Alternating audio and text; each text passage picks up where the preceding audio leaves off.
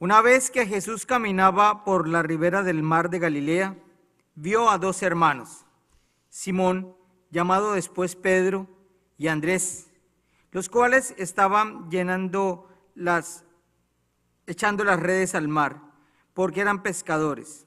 Jesús les dijo: síganme, y los haré pescadores de hombres. Ellos inmediatamente dejaron las redes y los siguieron.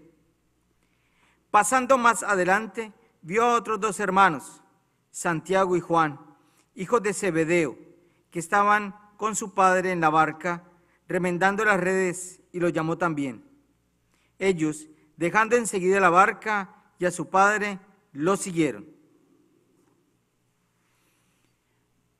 Palabra del Señor. Gloria a ti, Señor.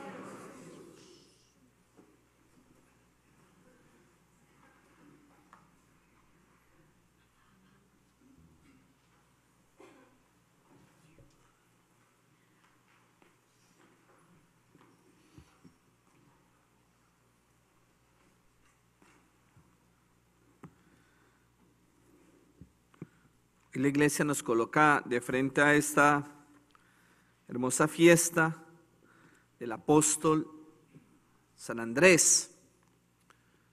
Celebrar la fiesta de los apóstoles es celebrar uno de esos elementos fundamentales de la iglesia.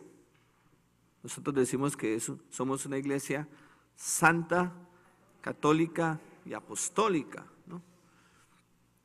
Algunos con pasión dicen y romana, ¿no? Pero esencialmente eso ustedes nos lo dice el catecismo, ¿no? Y apostólica es justo eso, que nosotros podemos, y en la tradición de la iglesia, de hecho cuando se elige un obispo, a uno le dan su ¿cómo se llama? Su ascendencia, ¿no? Hacia atrás, ¿no? Su genealogía, ¿no? La genealogía episcopal. Y si siguiéramos, la mía llega hasta el siglo XVI, el cardenal Revivia, ¿no? Y si siguiéramos ahí hacia atrás, podríamos llegar hasta los apóstoles, ¿no? Podríamos llegar hacia los apóstoles yendo hacia atrás. Y por eso, esta tarde me preguntaban que cuál era la diferencia entre una diócesis y una arquidiócesis, ¿no? Son más temas organizativos, pero cada obispo tiene su autonomía. El superior del obispo es el Santo Padre, no es el arzobispo ni el cardenal, así hay un cardenal. No, los obispos, las diócesis son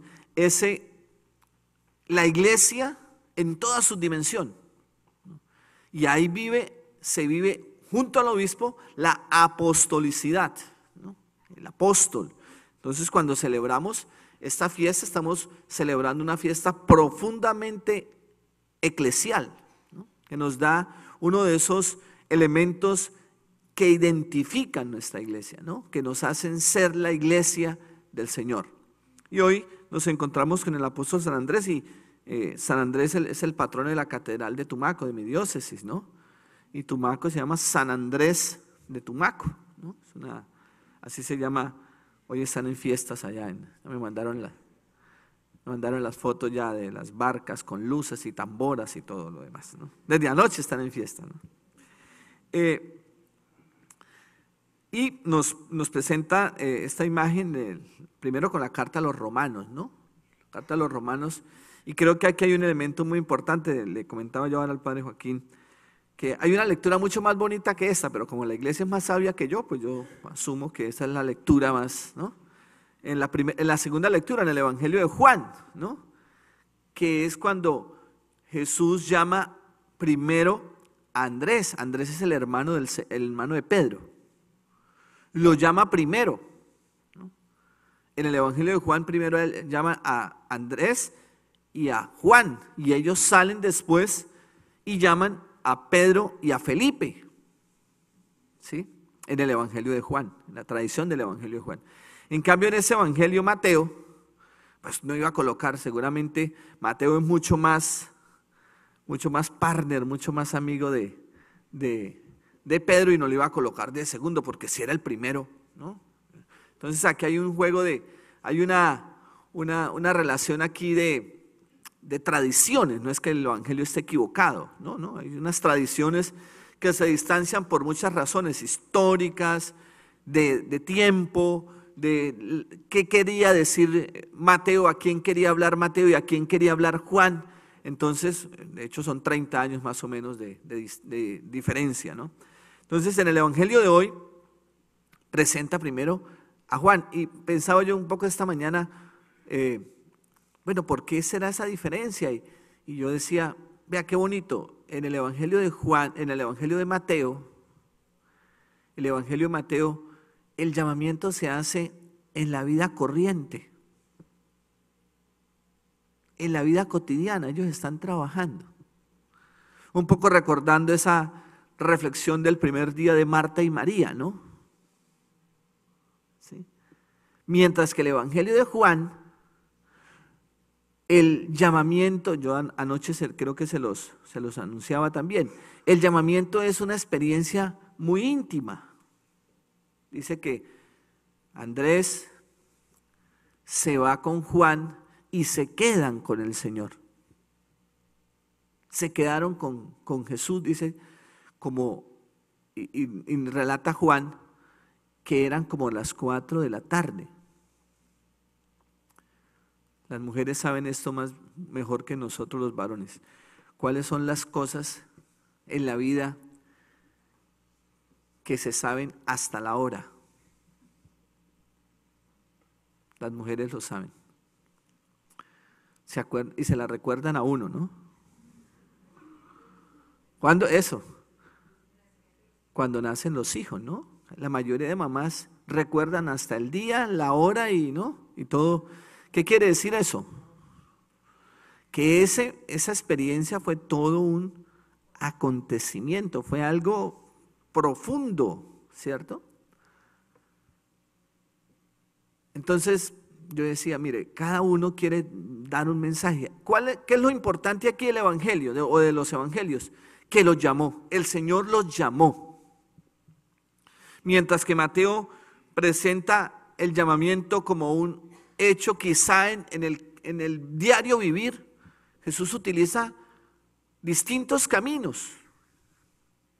Y quizá en este caso el que pudo hablar con Mateo fue Pedro, ¿no? Y le dijo, no, vea, él nos llamó primero a nosotros, a mí me llamó, yo estaba un día pescando y me llamó, ¿no? Quizá en Juan, pues él es el que escribe el evangelio, pues él se coloque primero, ¿no? ¿Sí?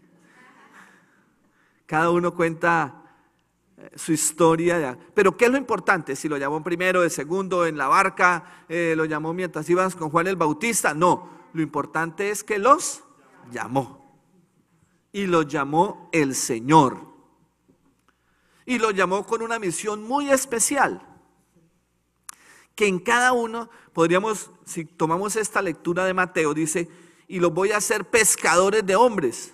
Hombre, ¿cómo los discípulos pudieron pescarse a sí mismos? Entonces, en Juan podríamos decir que fue Andrés el que pescó a Pedro, porque es el que lo llama, ¿no? Después él sale, él se encuentra con el Señor y dice que al otro día él salió y va y le dice a Pedro, hemos encontrado al Mesías. Él fue un pescador. En el relato de Mateo lo invita a ser pescador, entonces se van y después llama a otros 2 y ahí va llamando, y todo el tema de la iglesia es el llamamiento del Señor. Lo importante aquí es esto, que es el Señor el que llama. Y podríamos incluso pensar que los llamó muchas veces los llamó. Yo ayer les hacía una referencia al llamamiento de cuando llama a Pedro, ¿no? Y le dice, ¿tú me amas? ¿No? Y recordaba esta mañana un poco eso también, ¿no? Que cuando le dice, Simón, hijo de Jonás. Y eso fue al final del evangelio. Es un relato pospascual. Y le llama Simón. ¿Qué quiere decir eso? Que se completa con la idea que yo les compartía ayer, ¿no? Lo vuelve a llamar como lo llamó al comienzo. No le dice Pedro, le dice Simón. ¿Sí? Seguramente Pedro ya en esa época ya era un poco así importante y entonces el hombre se le fueron creciendo las ínfulas, ¿no? ¿Sí? ¿Ustedes saben de dónde viene la palabra ínfulas? En la mitra. La mitra, muéstrame la mitra, chiqui. Ese. No, pero póngala, sí. Sáquele las cositas. Esas cositas se llaman ínfulas, ¿no? Y entonces los obispos, entre más importantes querían ser, hacían más largas, algunas las llevaban por aquí casi, ¿no? En las sentaderas, ¿no? De ahí viene, se le crecieron las ínfulas, ¿no? De ahí viene ¿no? Entonces, pues Pedro no se ponía mitra, ¿no? Entonces no era por eso. Pero quizá Pedro ya estaba un poco así como, no, es que yo soy Pedro, ¿no? A mí me llamó el Señor. Y entonces cuando narran el Evangelio le recuerdan eso. Oiga, hermanito, tranquilo, a ver, ¿no? Tranquilo. Recuerde que el Señor a usted lo volvió a llamarlo, le hizo como un segundo llamado. Y podríamos pensar eso, ¿no? El Señor nos está llamando permanentemente. Cuando miramos a los apóstoles, miramos seres humanos concretos, reales, pero seres humanos que entendieron esta misión de Pablo que escuchábamos hoy, ¿no? Que asumieron esa misión de evangelizar, la misión de evangelizar. En una oración que hacemos los sacerdotes, el oficio de las horas, el oficio divino, hoy es en una lectura que hacemos de los padres de la iglesia, decía, mira el llamamiento retomando el texto de Juan, no el que leímos hoy. Andrés siente tan fuerte ese llamado que no se queda con ese llamado solo para él. Es tan importante, es tan fuerte, él ve tan vital ese llamamiento que sale a decirle a otros. Que es lo que nos decía hoy el Señor, ¿no? ¿Cuántas? Preguntando, que decía Pablo, ¿no? Ahora bien, ¿cómo van a invocar al Señor si no creen en Él? Y uno a veces, quizá cuando hemos empezado un camino de conversión, de vida espiritual, uno a veces corre el riesgo de sufrir alguna soberbia espiritual, como Pedro, ¿no? Es que la gente sí es incrédula. Esta gente que no ora, esta gente que no viene a misa, ¿no? Sería bueno recordar este pedacito de vez en cuando. ¿Y cómo van a creer en Él si no han oído hablar de Él? ¿Y cómo van a oír hablar de Él si no hay nadie que se lo anuncie? ¿Y cómo va a haber quienes lo anuncien si no son enviados? Yo creo que esa es la última parte, esa última parte es la única que ya debemos tener seguros, que somos enviados. Somos enviados. En cualquiera de los dos textos que yo he querido referir hoy, tanto el que leímos en la misa como el que le decía de Juan, somos enviados. El Señor dice, ahora ustedes son pescadores. Y el Señor nos ha llamado y nos sigue llamando todos los días. Eso significa apóstol, el que es enviado. El que es enviado, lanzado. Hoy, al celebrar esta fiesta de San Andrés, pensemos en nuestro propio bautismo. El Señor también desde nuestro bautismo, Él nos llamó. Desde nuestro bautismo, ese sacerdote que nos bautizó nos dijo, eres sacerdote, profeta y rey. Después hemos ido afianzando nuestra fe en los distintos sacramentos y quizá ha llegado un momento importante en nuestra vida, ya de más madurez cristiana. Bueno, como nosotros hoy somos esos que anunciamos, somos esos que el Señor envía.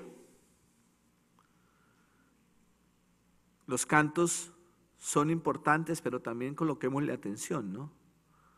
Es hermoso ver bajar de la montaña los pies del mensajero de la paz. Nosotros somos esos mensajeros. Que la intercesión de San Andrés, como apóstol, a nosotros nos haga todos los días testigos del Señor. Amén.